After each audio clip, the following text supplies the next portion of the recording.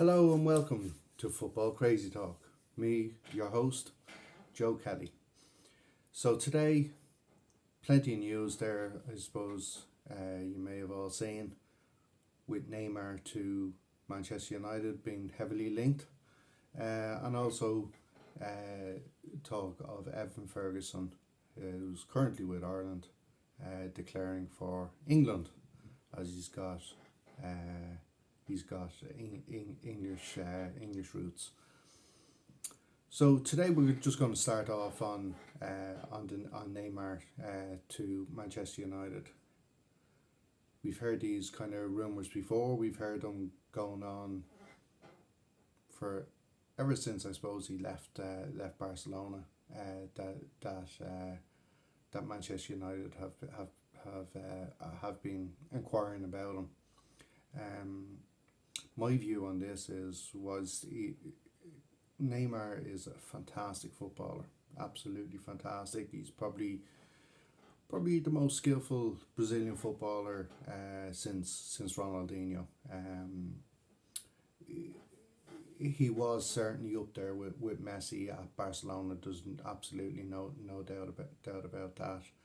And I suppose when he thought that, look, there's not room for two of us here at Barcelona, and he decided to move, brave and all as it is, we all thought that PSG would get over the line and get that Champions League, and I suppose that's where his mind was probably at as well, picking PSG.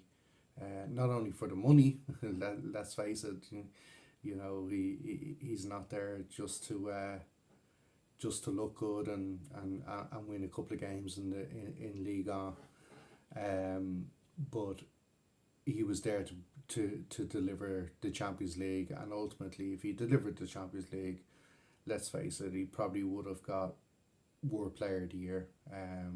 He'd have been certainly up there, and that was more than likely his thinking when leaving Barcelona, and the shackles, I suppose, that Messi had there, because Messi was getting all the limelight. So you could understand his thinking. However, the French league, let's be honest, it's so straightforward for PSG. They really only have to kind of turn up for a few games in the season.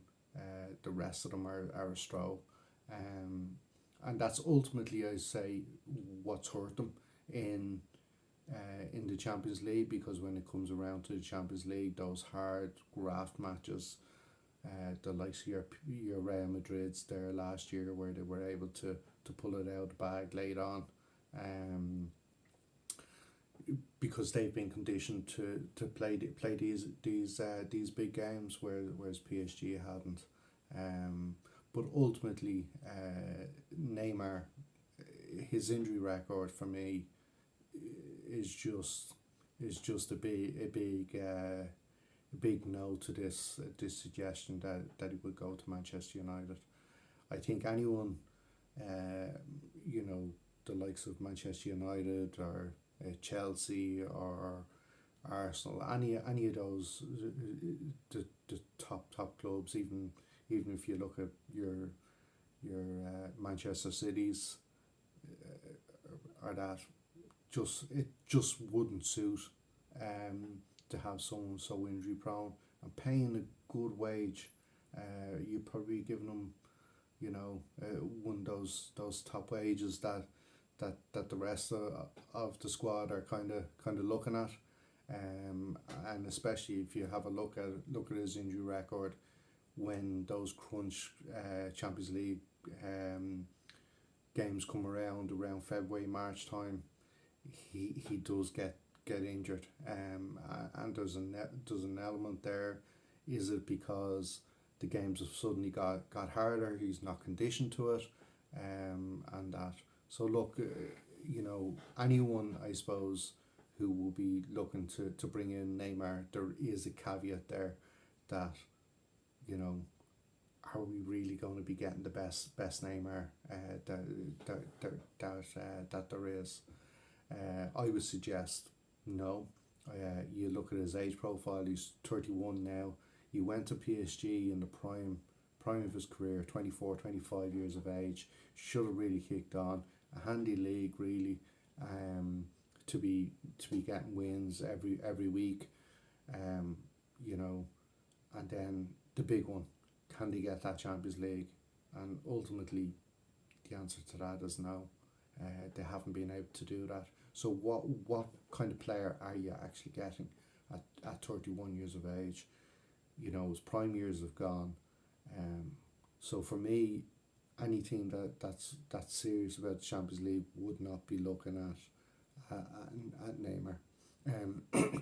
Certainly, if you're bringing him in, you would certainly be enhancing your marketing tools, as I say, or your marketing side of the business. This would, you know, if the Glazers were staying on at Manchester United or that, you would kind of say this would be right up their street. Get in a Neymar, big profile name. You know, plays a couple of games, but he's going to drive an awful lot of short sales, and that. So it would tick a lot of boxes from that point of view. But really, from a footballing point of view, if I was Eric Ten Hag, just like Ronaldo, I wouldn't be touching him. I'd be saying, no, listen, I want someone else. And let's face it, the priority for Manchester United is a goal scorer, someone in the box, someone who's gonna finish off those chances. The chances are there for Manchester United. The problem is that they're not able to finish them, because they don't have an out and out striker. If they had let's say, if you go back in the day, a Ruud van Nistelrooy for example, this season, he would be getting a hell of a lot of goals in this current team, with some of the chances that they create. Unfortunately, they just can't seem to take them. So realistically, was there's an awful lot in the news and the papers there this morning about Neymar to Manchester United. I don't see that makes an awful lot of sense. Plus, also, there's no takeover of Manchester United at this moment in time.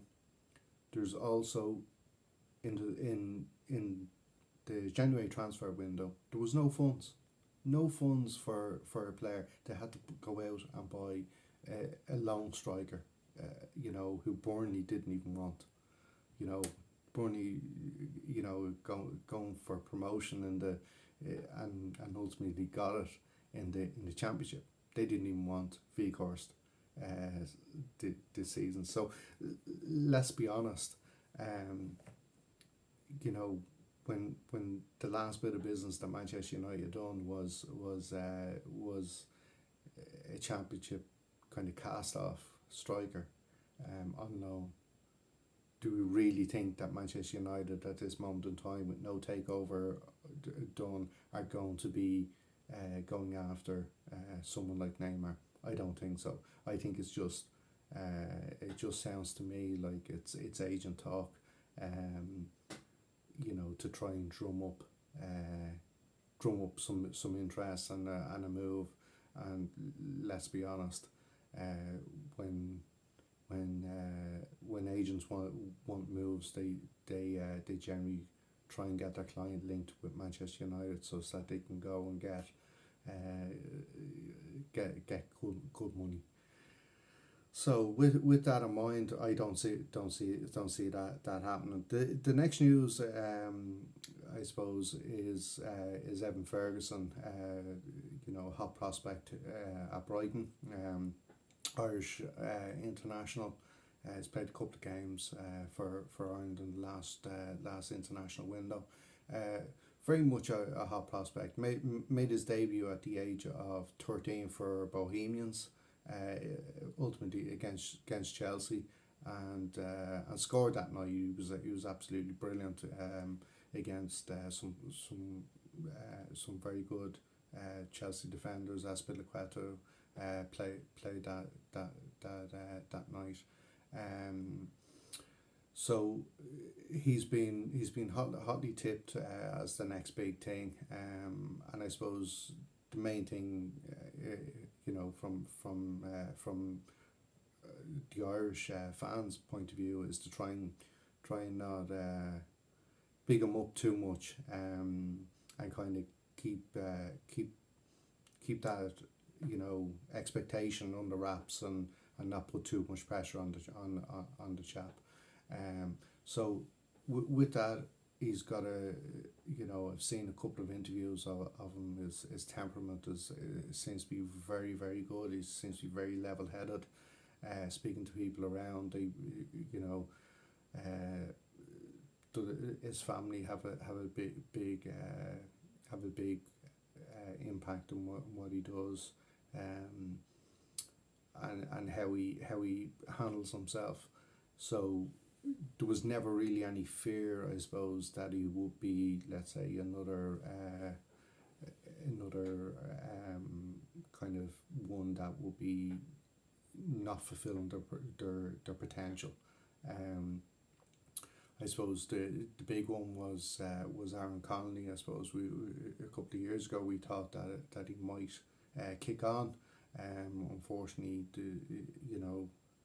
few stories have come out that he kind of went to his head effectively, and that. So look, that was always the fear, I suppose, with Evan. I suppose the fact that Aaron, um, it ended up going that way for him. It never really materialized. Never really kind of kicked on.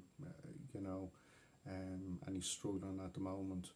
And I suppose that was always the fear, that you put too much pressure on these young players, that they may not fulfill their potential. But that was always the kind of fear that I certainly had, in the background. And when I made a couple of inquiries a few years ago, the feedback was, you've got a very level-headed guy. The family will keep him in check, and ultimately his dad has played top level football here in Ireland, and he's also with the FAI, so there was never really any fear from that point of view. Um, Obviously, the link there with England is, as he said himself. You may have seen the interview there, in the last day or so. That his mother is English, and there was obviously that fear when we see that here in Ireland, that we might have another Jack Grealish or Declan Rice, I suppose. On our hands, where they might have played the odd game, and at underage levels and senior level, and then kind of move on to England. That's been firmly wiped out there today. His comments are quite clear. He's committed to Ireland, and that, which is great to see, because it's the one position, I suppose, that Ireland struggle, is to score goals, and he looks like that he's going to be a player who will be able to lead the line going forward. He's recently signed, obviously, a contract there with Brighton, and I'm sure that the big clubs are all looking at him as to what he does and how he develops in the next season. I think his first season in the Premier League, to lead the line, to score the goals, that he has done, and against good players, good teams. He's scored against Arsenal. He scored their what was it, two at the weekend, albeit against a Southampton side who were conceding goals, but he still scored them effectively. So he's definitely a prospect that all the top clubs will be looking at. If you look at where the need of a striker in that mould, you would definitely say Manchester United would be looking for someone who can lead the line and finish off chances in the box. You might say Chelsea, obviously with the Lukaku situation there, and obviously a couple of other strikers who are there. What's going to happen to them in the summer if they do a clear out? There may well be room there for them. Also, maybe possibility of Spurs if Harry Kane was to leave. So I suppose looking at it, this summer was obviously he signed a contract. It might be just a year too early for him to be moving to those clubs, but I certainly wouldn't be ruling it out, especially if we're still talking about those clubs needing a centre forward this time next year. I'd say if he has another season like he's just had, he'll certainly be a hot topic because of his age. Well, he's 18, 19. He's definitely got great potential. There's no doubt about it. And certainly with next year Brighton in Europe, they definitely have great exposure, I suppose. It'll give him more game time, more kind of experience, especially against the European defenders. And obviously then playing international as well. Be good to see how he kicks on there, and plays in the upcoming European qualifiers. So he's definitely one to watch out for. So guys, thanks very much for that. For listening to that. So look, one other thing will be the main game of the day will be in La Liga. Just to touch on that, Valladolid need the points against Barcelona.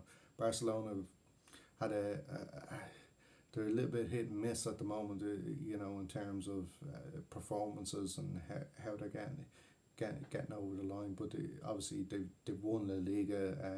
They got beaten there at the weekend by Real Sociedad at home, which was a bit of a shock to me. But I suppose this part of the season, where they've already won the league effectively, foot off the gas. It may be an opportunity if you want to see a crazy kind of football result, that might be where Valladolid just pull something out of the bag. I'm not expecting it. I don't think anybody is, but if you want to have a look at a potential banana skin for a crazy result, maybe something like Valladolid to get a result against Barcelona, that might be a right banana skin. I'm not expecting it though. Alright, thanks very much for listening. If you like what you see, hit that subscribe button, and please join us again for more football crazy talk. Alright, thank you, bye.